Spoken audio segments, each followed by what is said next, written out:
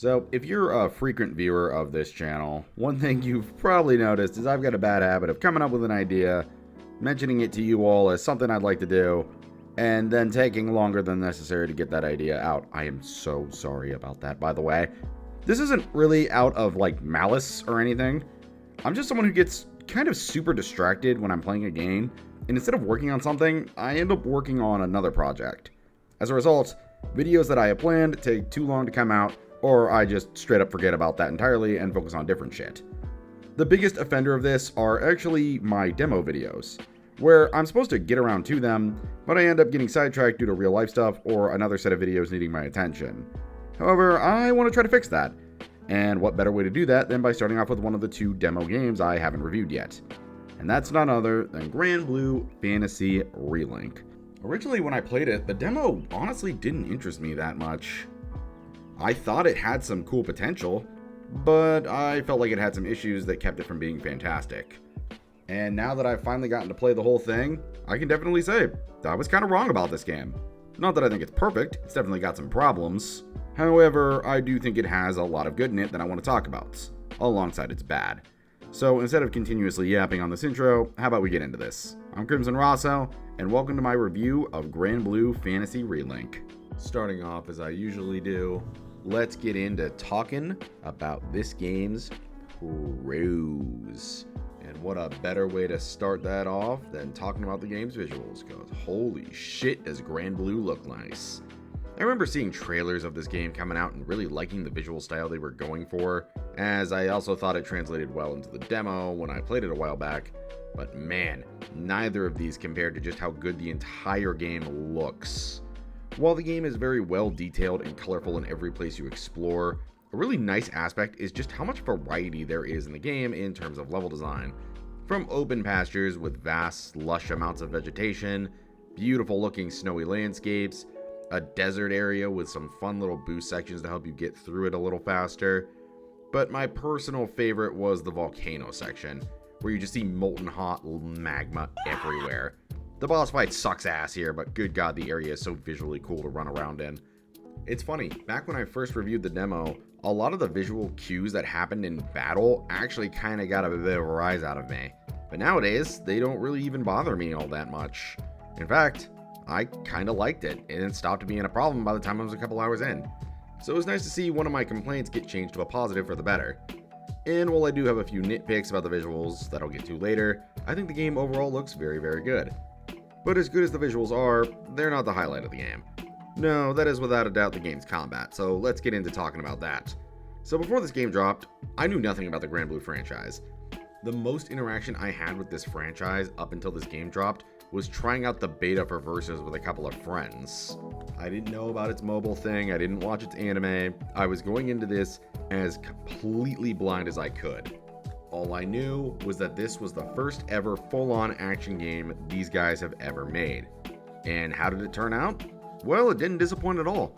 It feels just as fast and fluid as it did in the demo, and I can't think of a single moment throughout the entire game where I felt like it controlled badly. The gameplay itself is very simple at its core.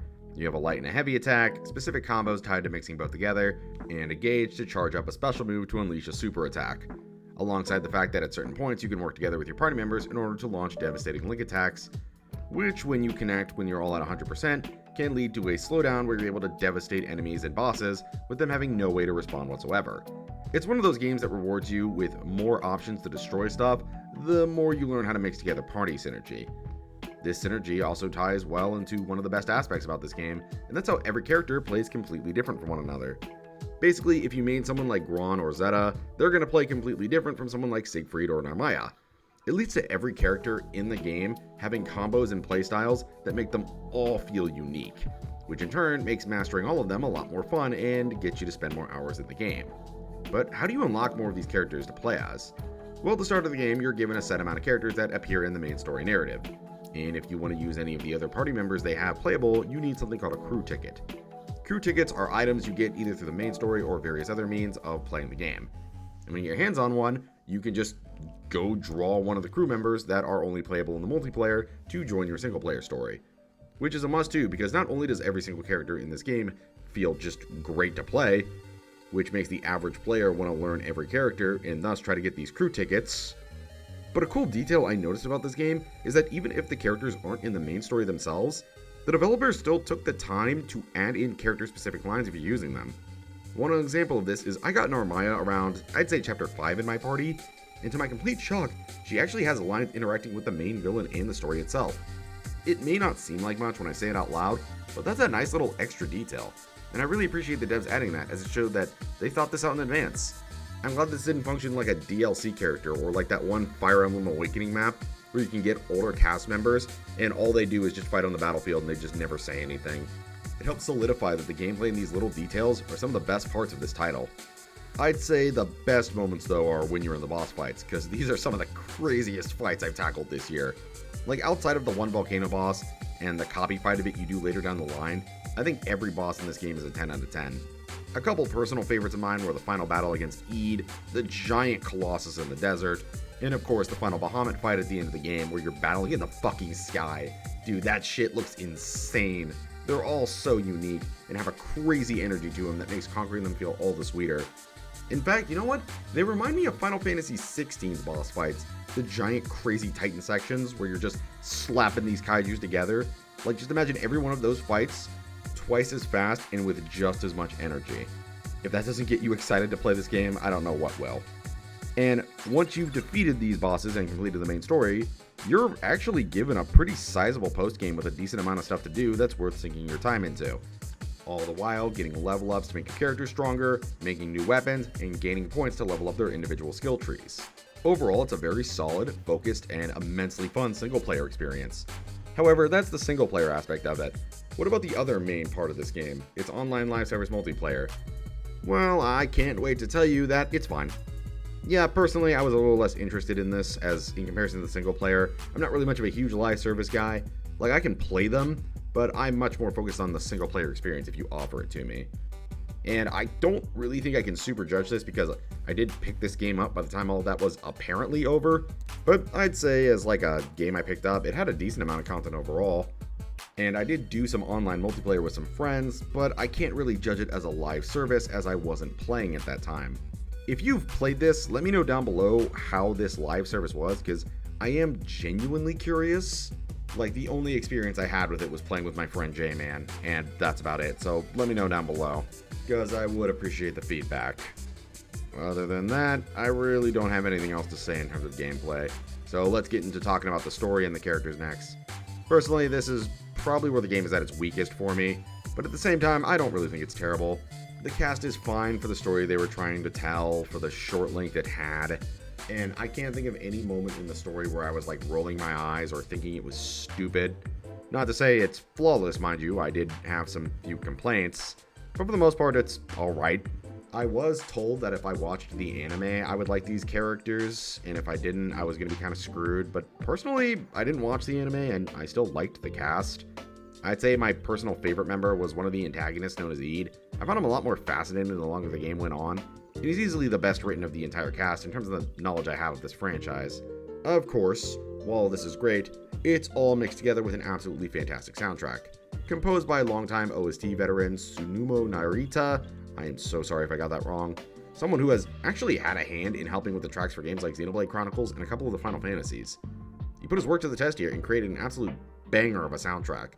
OSTs like Lyra's Rescue, Primeval God, Dark Skies, they all just stand out in the list of many, but my personal favorite is probably Trailblazers of the Blue. Like, it starts out really slow, and then it turns into this absolute bombastic beam that makes you feel pumped every time you hear it. I've seen a lot of talk for this game's gameplay, but man, we really gotta pause and give some praise to its soundtrack, dude. He deserves all the flowers he gets. And well, those are all the pros I had. It's kind of nice to be able to enter this and have a lot more positive to say than expected. But just because I had a lot of positives doesn't mean I don't have some issues. So let's get to talking about those, shall we? So while I do definitely have some criticisms for Relink, I wouldn't really go as far as to say they're all that gigantic. I just have a few minor issues with parts of the game overall. They're just mild critiques, at worst, and at their most minimum, they're just some nitpicks. So let's get them out of the way pretty quickly so we can get into the final thoughts section. First off, the visuals. Now, the game looks fantastic. All the areas you explore throughout the runtime are really nice to look at. The effects from the attacks never become too much of a problem in battle. Honestly, the game is probably one of the best looking that dropped that year.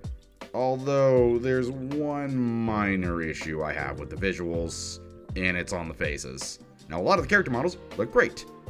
Although, some of the faces on the characters just look way too small, or straight up don't feel like they fit the character itself. Dudes like Eid and chicks like Narmaya look perfectly fine with their models, but then you get to Gran and Lyra, and it's like, what the fuck happened? Did they just shrink their faces on them by like 30%? Like, you don't notice it at first, but the longer you look at the faces, the more you see it, and it just never can leave your head, no matter how much of this game you play. Outside of that, no other complaints about how it looks, so let's get into my issues about how it plays. Just like visuals, I have very little to talk about.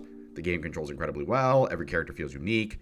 There's really only one bad boss fight in the entire game, and it's in the magma area, simply because they do that stupid thing where they have invisible walls at certain points in areas that are broken off into multiple pieces, and that can really fuck up your combos when you're trying to lay the smackdown on them.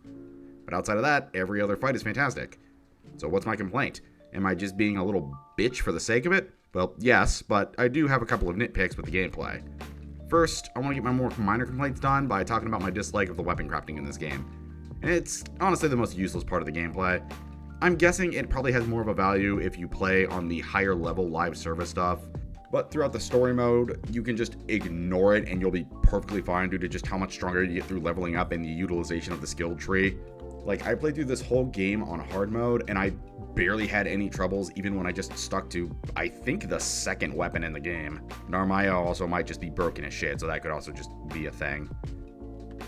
Like, it's a really cool idea, don't get me wrong, but it just kind of sucks how the game never really forces me to use that even on the hardest difficulty. Although that doesn't really compare to my bigger complaint, and that's the fact that you can't swap to different party members in battle. In most action RPGs with multiple party members, one of the main things you'll be able to do is instantly swap to different members of the team. Visions of Mana does this, Xanadu does this, Yeast does this, and granblue Fantasy does have this as well, to be honest. However, it's a bit more tedious to go through, as instead of being able to just swap to them on the fly, you have to click on the pause menu, go into one of the party sections, pick one of the party members, and move them to the leader position, and then you can control someone else. This is arguably my biggest issue I have with the gameplay, as it feels like such a backward step in all the progression we've had in action games in terms of party swapping. I'm guessing this is due to the fact they just didn't want to fuck with the live service stuff, since there's a lot of online missions where you're teaming up with different people, and accidentally pressing the button could fuck with people. Also the fact that pretty much every button on the controller does something. They probably just couldn't find a way to fit it in, and honestly that's a pretty big L that I can't swap mid-battle as sort of a cool combo damage thing this game could have come up with. It's not a deal breaker or anything, but man is it disappointing I can't swap during battle. Other than that, I don't have any other gameplay complaints, so let's get into my story complaints now. So I mentioned in the pro section that the story really isn't all that special, and I still stand by that here.